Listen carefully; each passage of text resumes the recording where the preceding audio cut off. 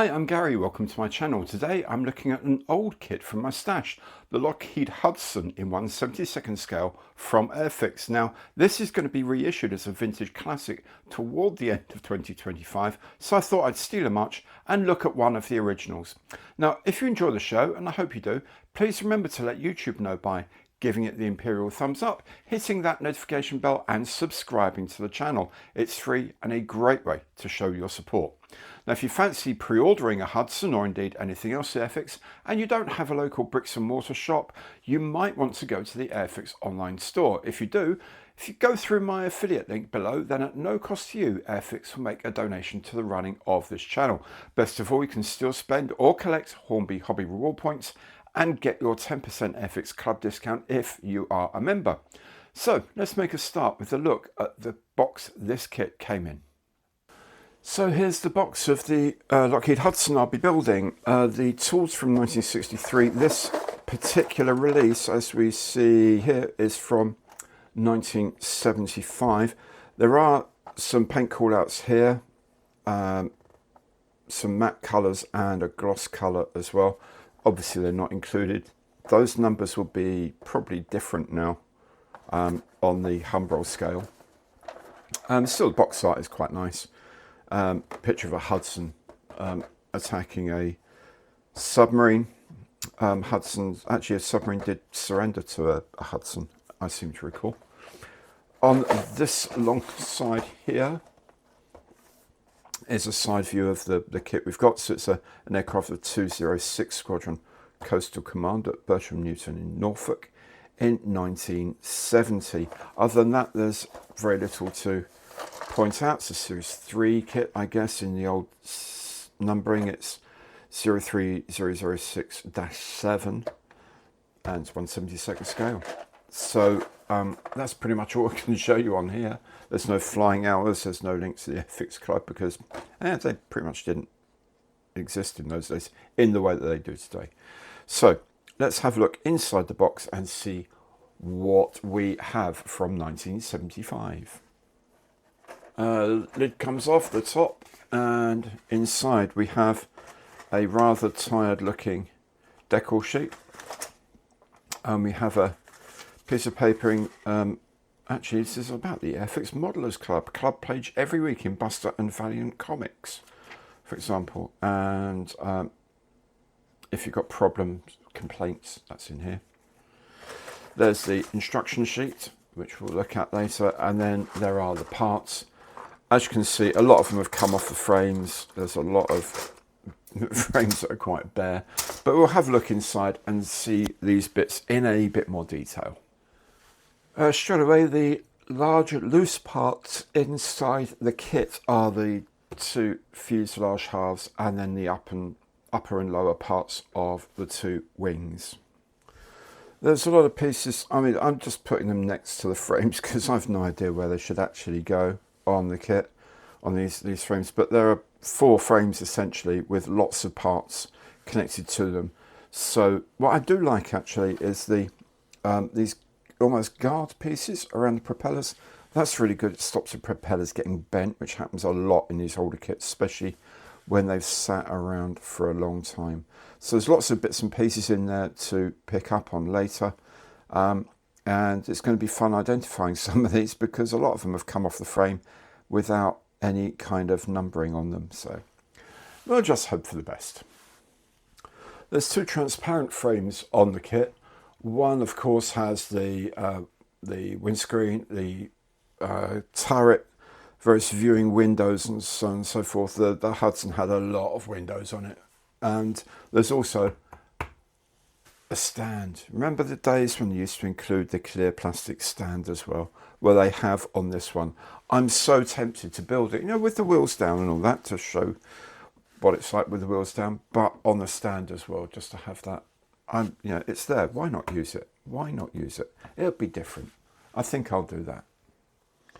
If we look at the moulding here, do you know what? It's not bad. I mean, these are only 12 years after the initial mouldings were made, tools were made, so it's not too bad. It's a bit of thermal mixing going on here.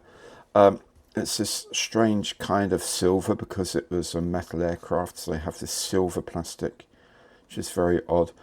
the rivets are all raised on here. Most of the panel lines are raised. The door isn't. How interesting. The door is actually got a recessed hatchway, so that's kind of nice. All the other panel lines are raised, which is going to make this a challenge when we come to putting the two halves together, when we do, to get these panel lines, sorry, these rivet lines to behave.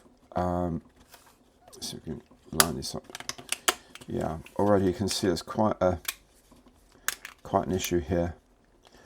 There's quite an issue that we're going to have to deal with. I don't know how we're going to get some of these rivets back on line. I guess what we might do with some of these is sand them out and then use some decals to redo this, because the rivet lines just don't line up.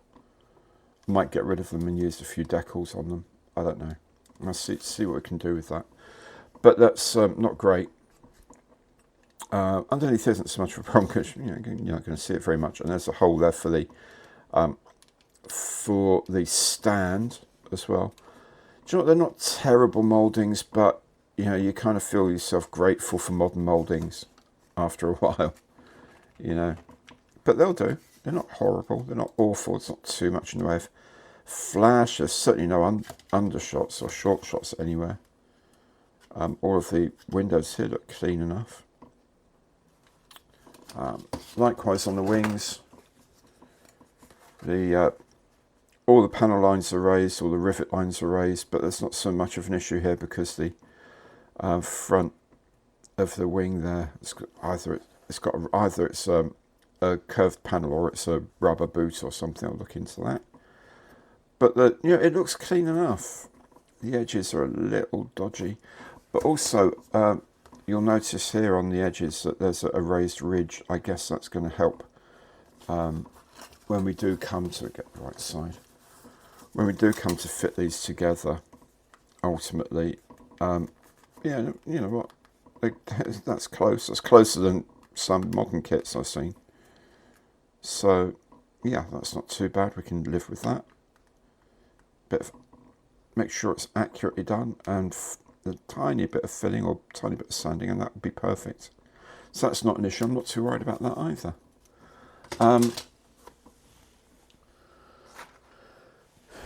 The pilot figures, of course, are very basic. But you know what? The face is better than I imagined it would be. Face is quite good. The rest of it, do you know, it's not actually that bad. With a bit of clean-up, that could be quite a good... I think it's got a little flying scarf on, which is delightful. I think that's what that is. He hasn't got an oxygen mask because probably don't go that high. And once he's flying, I don't imagine he has to chat too much with ground control. So you can leave his mask off. I think with just a little bit of clean-up, that would be not a bad little pilot figure, actually. Well, we'll see how that goes. Now, one sad thing with these older kits are the transparent parts. You can see the frames are not very well moulded on, and the parts themselves are quite thick. So they tend not to be able to show very much detail behind them, but we'll see what we can do. I'm kind of maybe tempted to polish those out, maybe, and then just go with a mask set. I've got a mask set, but then it's not for an AIRFIX. It's not designed for the AIRFIX kit. It's designed for the Italeri and MPM or something like that. MPC, I can't remember which. So it's not designed for the AIRFIX one, but I'll use them and see whether we can sort of approximate to some of these lines. I think it'd be good enough for this kit. Even if it's not 100% accurate, it should be good enough for these. We'll see how we go. These side ones, obviously, they just go into the side and then just get covered up for the paint and all the rest of it. So we'll see what we can do with those. Okay, so here's the decal sheets. As you can see, they're very, very yellowed. The carrier film is yellowed completely. I'm not going to even try and recover these. The print quality is not brilliant. I don't think the colours are that accurate either. They've faded somewhat, but the white in here has faded to yellow. and actually the yellow is actually still quite good. The white in the round, or the fin flashes rather, has gone as well. So there's no hint of stencils or anything like that. So I'm just going to ignore these and use another set. In terms of decals, I've got this set of Coastal Command aircraft from Airframe Decals, and they have a scheme for a Hudson Mark I of 233 Squadron in 1940. Note that this one has Knight on the bottom rather than the light grey of the box aircraft, but I don't mind, that's fine. I quite like the two-tone over Knight, it's very familiar. I guess the interesting thing here is going to be, they don't give you stencils, obviously, they just give you the markings. So these ones here are going to be the markings for the Hudson up here. The gas detector patch here isn't in the kit, it isn't part of the original AIRFIX ones either, so I'll have to paint that on. But other than that, it should be very straightforward. I'm also going to be using this mask set. I'm going to see how much I can modify this to fit with the AIRFIX aircraft. As it says here, it's designed for the NPM Italeri one for 1/72 scale, but I don't think it's going to be that terribly different. I think we should be able to manage with these to make it look roughly right.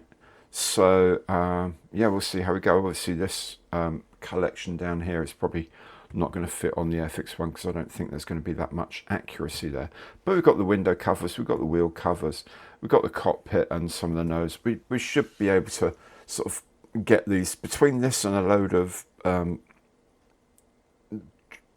sort of latex solution, we should be able to put this together okay. So the instruction sheet is indeed one basic sheet of paper. Why it's not folded over in the middle, I don't know. It would be so much easier. I guess it wouldn't fit in the box, that's the thing. So I'm going to do it this way because it makes a lot more sense to me. So there's the information about the Hudson here in English, then quite a lot of information, then in French and German as well. Very simple icons used here, general instructions here as well. And on the inside, as it is now I've bent it this way, the instructions for building, relatively straightforward. They're kind of like a large exploded view in some respects, but you know, these like what, 8 steps here would now be about 40 steps. You know, they'd probably have that, this going onto there as one piece, this going onto there as another piece, then this bit going into there, and then that, and then put the pilot on there, be a little thing about how to paint the pilot and so on and so forth. None of that on here. Very straightforward. It's not like you can get that confused with it either. It's relatively simple and straightforward. The clear plastic parts go in there, and along here the mid-upper gunner sits in here. I mean, they've got 3 crew figures, which is to be commended. Undercarriage system goes here. That says put the decal onto the that part to have the instrument panel, and then put the wings together and put them on. Tailplane goes together, engines go together, a few last bits and pieces, bits of glazing and so on, and that's it, all done. Finished, simple as that. And then on the back is the colour scheme, dark earth and dark green over light grey, for that time of the war. Very straightforward. There it is then. I'm always amazed looking back at these old kits how much they were able to do back in the day in terms of design and moulding. It looks pretty clean and the plastic not as bad as some I've seen these days. Sure, there are some challenges to face, the fuselage seam and the very prominent rivets in particular, but sometimes that's what's make building these older kits a bit of fun.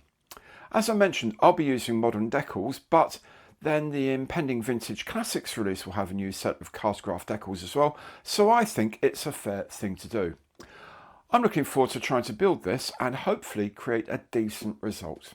Now, if you enjoyed this video, and I hope you did, please let YouTube know by giving it the imperial thumbs up, hitting that notification bell, and of course subscribing to the channel. Thank you so very much for watching today, and goodbye.